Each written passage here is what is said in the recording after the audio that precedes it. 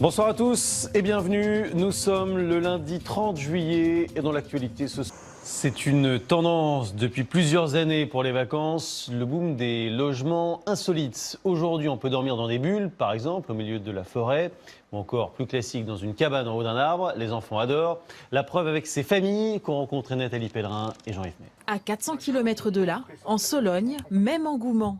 Ces bulles transparentes affichent complet pour plusieurs mois. 64 mètres carrés.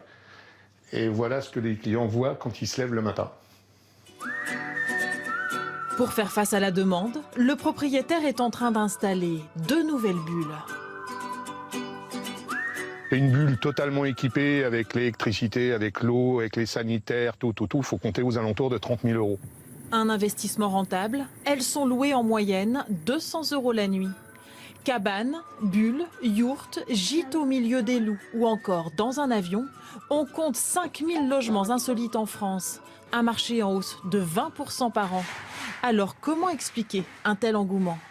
Depuis 2008, la crise qu'on a connue et le printemps arabe qui est arrivé ensuite, les attentats qui sont arrivés ensuite, il y a eu un changement dans les mentalités des voyageurs qui souhaitaient ne plus faire de long courrier, séjourner, redécouvrir nos belles régions françaises sous un nouvel angle, l'angle de l'hébergement insolite.